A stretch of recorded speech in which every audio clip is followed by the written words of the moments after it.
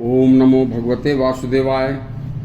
देखिए, कुष्ठ रोगी भिखारी की एक यह ऐसी प्रेरणादायक सच्ची कहानी है कि जो एक अपाहिज कोढ़ी व्यक्ति भी, भिखारी भी समाज को कुछ दे सकता है। सुनिए, बड़ा ही सच्चा प्रसंग है, कहानी बिल्कुल सच्ची है।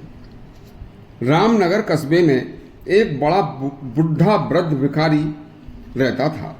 दैवयोग से उस बेचारे बूढ़े वृद्ध भिखारी को कुष्ठ रोग हो गया। बस बेबस कुष्ठ रोगी भिखारी, धन न होने के कारण, कोई सेवा शुश्रूषा करने वाला भी न होने के कारण उसने एक बार सोचा कि क्या करूं। बस उसने एक बार एक कथा में उसने एक प्रसंग सुना था कि मनुष्य कुष्ठ रोगी कब होता है। यह सारा वृतांत कथावाचक ने जब सुनाया तो उसने अपने हृदय पटल पर रख लिया था। बस बेचारे को वह बात याद आ गई और यह सोचकर कि न कोई सेवा करने वाला है, न कोई बीमारी का इलाज कराने वाला है, तो बस अब तो जिंदगी इसी प्रकार कष्टमय जीवन के साथ ही। लेकिन मैं किसी को कुछ दे भी नहीं सकता, मैं किसी का कुछ भला कर भी नहीं सकता, मेरी कोई बात मान भी नहीं सकता, क्योंकि मैं कुष्ठ रोगी हूँ। और कुष्ठ रोगी के पास लोग जाने से डरते हैं, नजदीक भी नहीं जाते। तो मैं क्यों न रात और दिन इस सड़क के किनारे बैठकर ही दुनिया को यह संदेश दूं कि कभी मैं भी तुम जैसा स्वस्थ शरीर वाला इंसान था, और आज मेरी कुष्ठ रोगी होकर यह काया कि क्या दशा हो गई है। शरीर के अंग अंग गलकर अपने आप गिर रहे हैं, सारे शरीर पर कुष्ठ के घाव हो गए हैं, इसी में जिनसे मेरे शरीर से दुर्गंध भरी बदबू आ रही है। इसे देखकर तो वैसे भी कोई नहीं आता।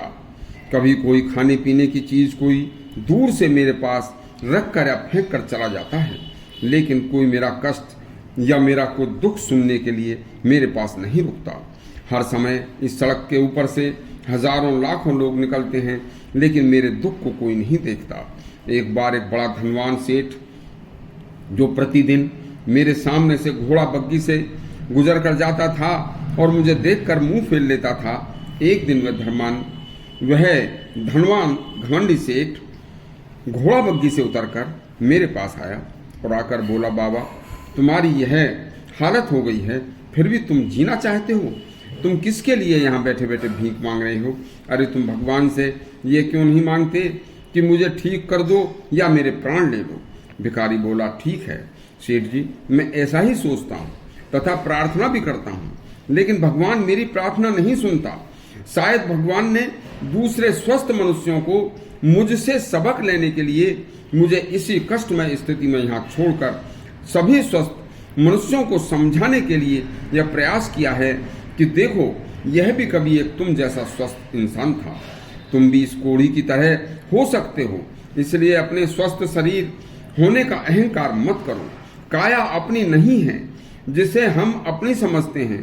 केवल अच्छे कार्य, धर्मपूर्ण कार्य, धर्मपूर्ण जीवन और अहंकार रहित जीवन, परोपकारी जीवन, सात्विक भोजन और हिंसा रहित भोजन, धन बल के घमंड से रहित जीवन ही आपको स्वस्थ शरीर व सुखी जीवन दे सकता है, क्योंकि काया माया का कोई भरोसा नहीं। इतना कहकर भिखारी कहकर रो पड़ा और बोला, सेठ जी, आपने कभी किसी से नरक का नाम सुना है? लेकिन सुना तो होगा, देखा नहीं होगा। लो, आज मैं आपको साक्षात नरक, और वो भी रौरव नरक का सीन दिखाता हूँ। रौरव नरक में मैं यहाँ पड़ा हूँ। देखिए, मैं सोच के लिए भी नहीं चल सकता, ना जा सकता हूँ। देखो, मेरे पीछे और मेरे नीचे मलमूत्र भरा पड़ा है, जिससे भयंकर दुर्गंध आ रही है। मेरे शरीर के घावों से खून व मवाद बह रहा है, टपक रहा है, मक्खियां भिनक रही हैं, जिनसे भयंकर दुर्गंध आ रही है। यह भी साक्षात नरक है। यदि इससे बचना चाहते हो तो भगवान के भजन के साथ अपना जो भी कार्य कर रहे हो, उस कार्य को धर्म पूर्वक करते रहो। इतना सुनकर सेठ बोला, बाबा, आज आपने मुझे सब कुछ, मेरा जीवन का सच दिखा दिया है। मैं आपका सदा ऋणी रहूंगा। यह कहकर चला गया। यदि आपको यह प्रसंग अच्छा लगा हो तो हमारा चैनल सब्सक्राइब करें और घंटी दबाएं। धन्यवाद।